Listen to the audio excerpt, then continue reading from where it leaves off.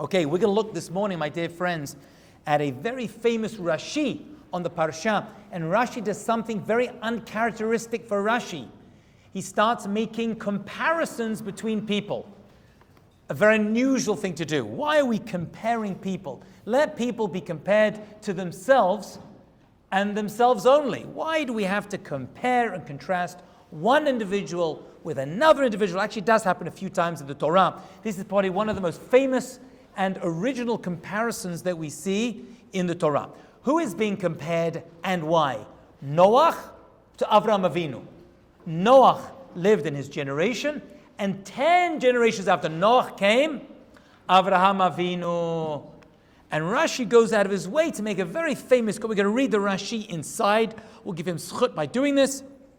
And it says that Avraham Avinu had a certain greater ability than Noach, a greater ability. And it's based upon the words, Ha'elokim mitalech Noach. Noach walked with God. Bible, does that sound good to you, walking with God? Is that a good thing? What does that even mean, walking with God? It means walking with emunah, with faith in God. It means living your life as though God is with you. Sounds like a great thing. Rashi says, you know what? It's good, but there's better. So let's have a look. Avraham u'amer, when it comes to Avraham, who says, hitalech lefanai. Avraham didn't walk with God, he walked in front of God. What? What is going on over here, my friends? And he carries on. Noach hayat tzarich sa'ad l'tomcho. Noach needed support to go forward. So he walked side by side with God because he needed God, as it were, to support him on the side to help him be successful in life. Aval Avraham, but Avraham, who lived after, hayam mitchazek, he was able to strengthen himself, umahalech, and go forward, b'tzidko me'alav, through his own righteousness. What is going on over here? Why are we picking on Noach? Noach, the Torah tells us, was a tzaddik. And yet, there is a higher level to Noach, and that is Avraham Avinu. And what is it? It is, my dear friends, the following. It is that Avraham Avinu was able to forge a path for himself, even when he didn't feel HaKadosh Baruch Hu was with him and aside him at all times. He was still able to move forward in his emunah. Noach did not have that. Noach was a great tzaddik, a righteous person, absolutely for sure, 1,000,000%. But he needed extra support when it came to his going forward in life. Now, my Rebbe used to say to me when I was a kid, make no mistake, if you could become a Noach, become a Noach. But we need to be aware that there is something greater than Noach, something greater that we can strive for. And what is that? And that is moving forward in our emunah, in our faith, even when it seems like God is not there. Even when we feel that we are alone and God is not supporting us. This is tough, right? To believe that we are being supported by Hashem when we don't feel God in our lives. This, Rashi says, it is still possible at those times to move forward and to create a path that exceeds your own limits. Why are we comparing? Why are we comparing Noach to Avraham? Compare Noach to Moshe Rabbeinu. Compare him to, I don't know, Esther Malka. Why these two? It must be that Noach and Avraham were dealing with the same challenges. And they were. We're not comparing apples to oranges. We're comparing apples to apples.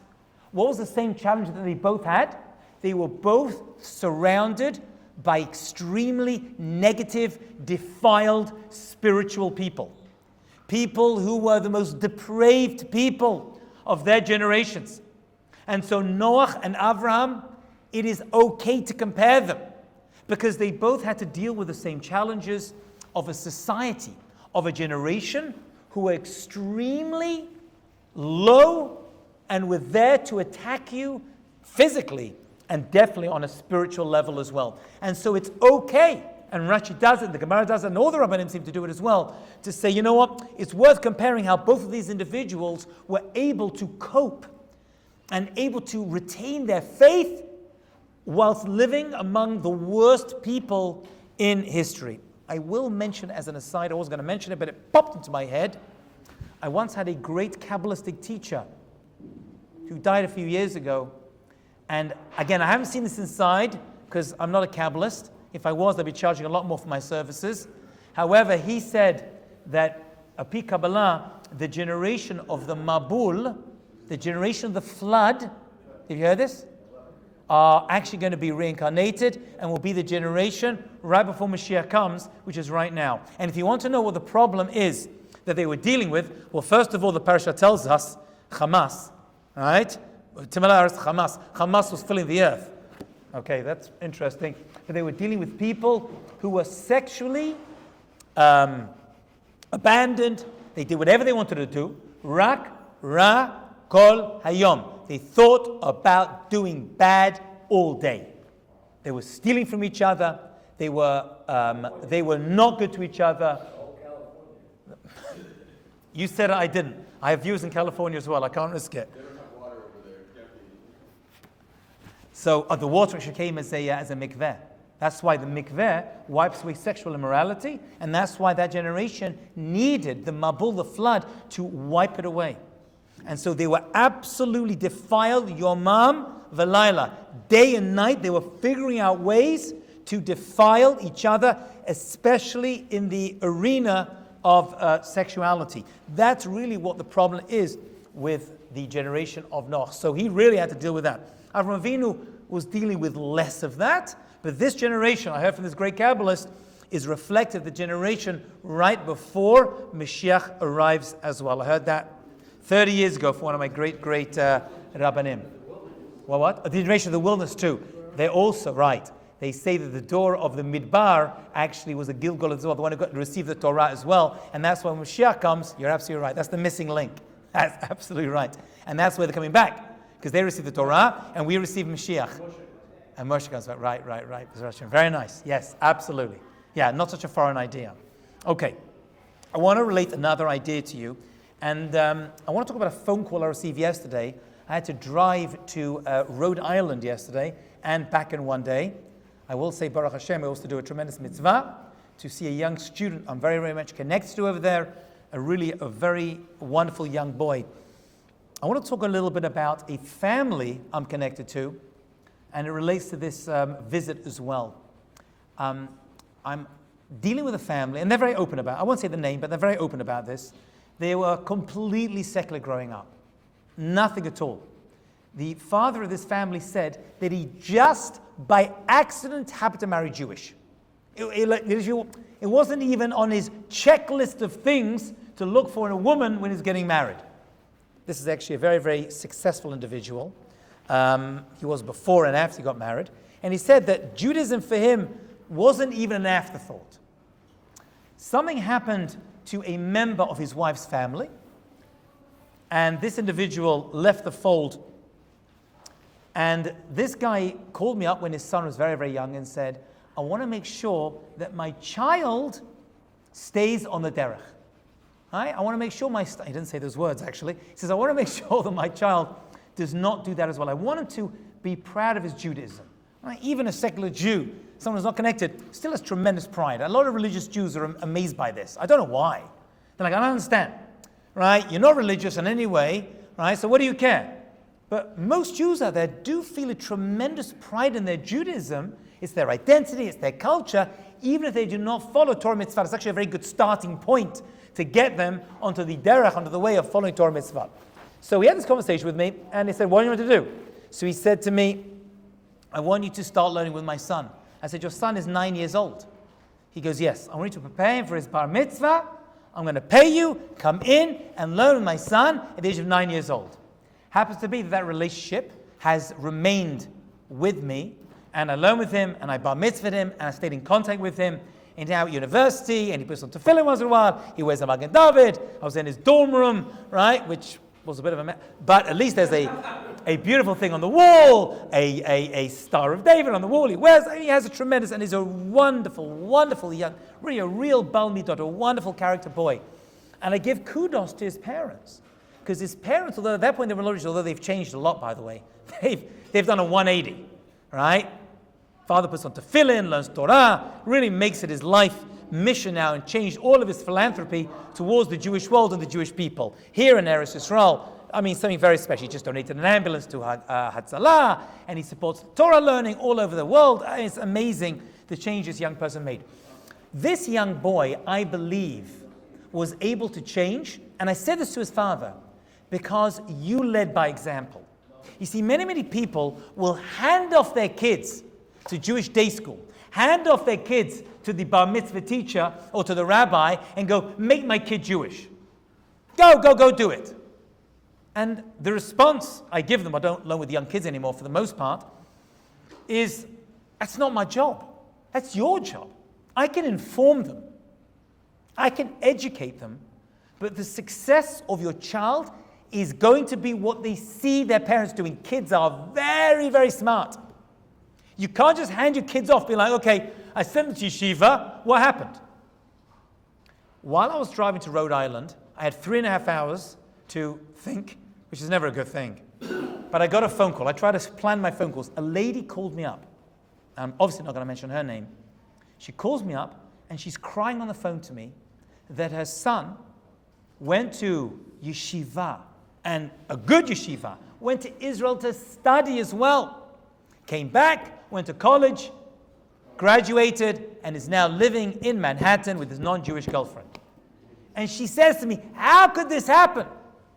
I'm telling you, I'm verbatim, this is the exact conversation. I'm not adding any guzma, any exaggeration. How did it happen that my child, who we put so much time and effort and money into educating, and now he's shacked up in Manhattan, and he's pretty much left the entire derech. And then I see this other kid who grew up completely religious, right? Secular, legamre, totally secular, and yet this kid now, okay, he's not a religious kid, but he has Jewish pride. He learns, puts tefillin, goes to Friday night, every Friday night, goes to Hillel, goes to Chabad. He's very much involved. I'm telling you the connective tissue. Listen to my friends, please listen to me. Because if it's not for a parent and a child, even a grandparent works. And I've seen grandparents turn their grandkids around. And the answer is, my dear friends, you have to lead by example. What you say is important. The education you give them is important. But the most important thing is, what do they see? And this young boy here in Manhattan, who she's now trying to persuade me to have a conversation. I mean, the guy's been living with this girl for 2 years. What do you want from me? And honestly, what do you want me to do? After 2 years of being together, going, okay, that's it, you're not in love anymore? It's like an extraction. I don't even, it's like going to pull blood out of a stone, literally. It's a lot of work to do that, right? The difference is, do you lead by example? Parents, children want to see their parents and even their grandparents at least living it. Now, no one's perfect, but are you a living example of what you preach? Handing the person over is not going to work.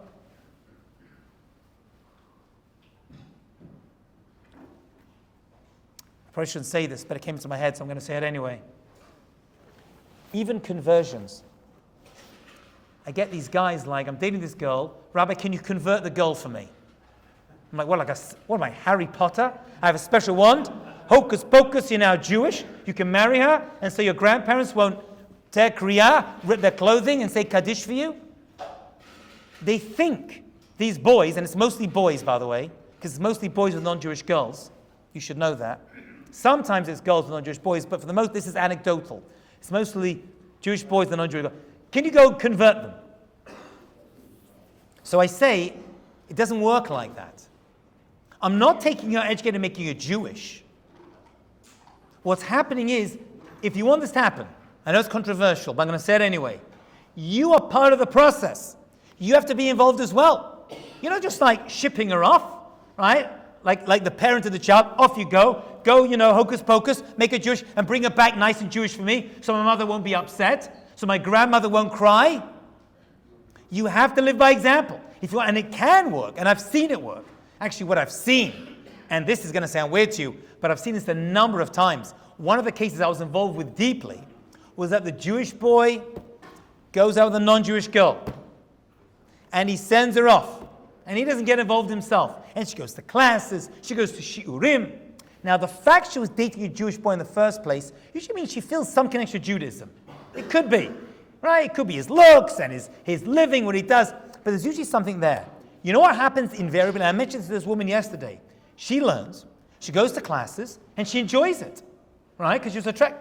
She starts to become religious. She ends up becoming a religious Jewish woman and then dumping him because he's not religious enough for her. I'm telling you, one of my very close students was such a girl. She is now a Rebbetzin living in South Africa. She is now a Rebbetzin, and she dumped the guy she was with. And he comes to me and says, "What did you do?" I said, "Give her a Jewish education." I said, "Give her a little bit. Don't make her more religious." And she dumps him. And obviously she dumps him because he's dating non-Jewish. So he's out of the picture. He's gone. Because once she takes it on, live by example.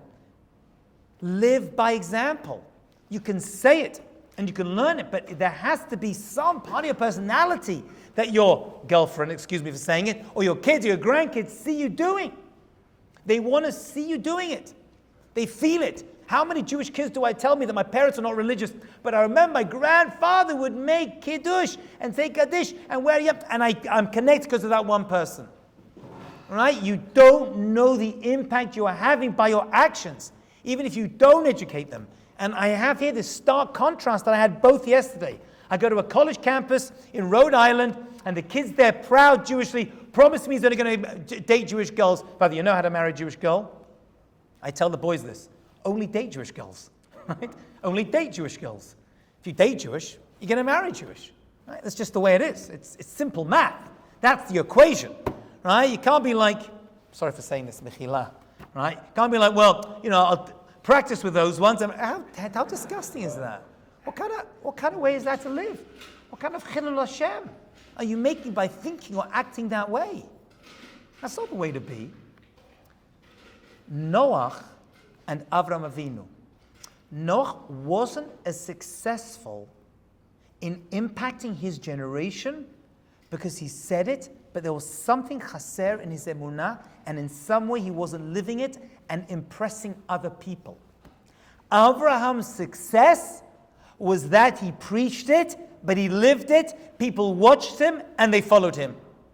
That is the contrast and the comparison, I believe, the rabbis are making by pulling Noach and Avraham. They were both surrounded by the most defiled, gross, disgusting people the earth has ever seen. And yet, Noach was not able to influence and impact. He only saved himself and the behemoth and the animals. And by the way, even the animals were defiled in his generation. You know that. Even the behemoth, the animals somehow were impacted. So we say people could be impacted by bad people, but even animals and things and property can be defiled by bad people as well. Ergo, people could be impressed and influenced and impacted by great people, but so can your physical belongings. Kal v'chomer, ben kal v'chomer, even people as well. And that, my friends, is the secret difference between Noach and Avraham Avinu. Are you living it, or are you just saying it? Are you paying someone else to do your job for you, or do you at least preach and practice what you preach? They've got to see it. They've got to see it. By the way, this kid, I should mention, who is totally off, his father, at a very young age, said he's not interested. He was a big macher in the Bet Knesset, by the way. Right? He was paying it off, and he's very famous in the community. But his wife told me that when it came to his private life and the way he acted at home, she said, it doesn't surprise me. My son had that example, and that's why. So it wasn't how he acted outside the home, because outside the home, everyone thought he was a tzaddik. Right? He was a big kanaka in the Bet Knesset. He was bidding 5,000, 10,000. But once the curtains were closed to home, Alma de Shikra, a world of sheker, and the kids saw that. The kids saw that. The impression the kids had came from this. Would have been better if they weren't religious in that case. Better, the other way around would have been better. At home and outside, live like a behemah, at least behind the curtains, let the kids see the real you. That would be the answer to it as well. Friends, we're living in a world today where we are surrounded by, I think, people of the Mabul, a defiled generation. We are literally just hanging on by the skin of our teeth. We are barely hanging on. The Chafetz Chaim says that, and Rav Dessler talks about this, that in this generation, we are not expected to live like our ancestors. It's impossible. We have temptations, we see things, we hear things which our ancestors never saw their entire lives. One day, forget 1 day, 1 hour. 1 hour we see and hear things that our ancestors didn't see an entire lifetime. Why Kadosh Baruch Hu is testing our generation like this? I don't know. I'll ask him Ad Mea V'Esrim, or when Mashiach comes. However, they say that anything that you do, and even a small amount, Rav Dessler says, and I'll show you the piece, he said this inside. He said this after the war, right, when things weren't that bad. But even doing anything you do, you have to do it authentically. So even though you're not able to do everything, and you're challenged with tremendous nisnayot, even so, even though the nisayon is so challenging, take one mitzvah and make it really real and authentic and tell your kids about it. Don't be shy. Don't be humble about your mitzvot. I tell my kids, I did this mitzvah, I picked up this person, I helped this person. Let them know, this is not the generation to be an anav. People are too outspoken about their bad actions. It's too visible. Be visible and outspoken about your good kids. I once did a certain favor for someone. I went home and I told my kids, I did this. We're like, oh, why are you boasting about your mitzvah, your chesed? Let them know. They need to know it. This is not the time for anivut, the time for humility. This is the time to become a bal ga'ava when it comes to your mitzvot. Tell them, let them know. Even the stuff you do privately for someone else, say, oh, by the way, I went to visit this old woman in hospital. I went to visit this neighbor. I went to visit a neighbor of my mother in London. I did a chesed. I spoke about it. I took photos. I told my kids, let them know you are doing chesed. This is not a secret you should keep, especially in our generation when the world is pouring on us, a mabul, a flood of terrible, terrible things. Rabbi, Chafetz Chaim, I believe, is discussing whether Halel Shabbat could go up to the Torah. It was one of the basic 7. He says you could call him, even if he went to yeshiva, he knows Shabbat and Hagoyim because of what our society is today. Yeah. So he could consider a yeshiva guy who went back, still bring him back. Oh, they're all Tenoch Nishba. That's another discussion off now. Have a great and successful day. Chodesh Tov.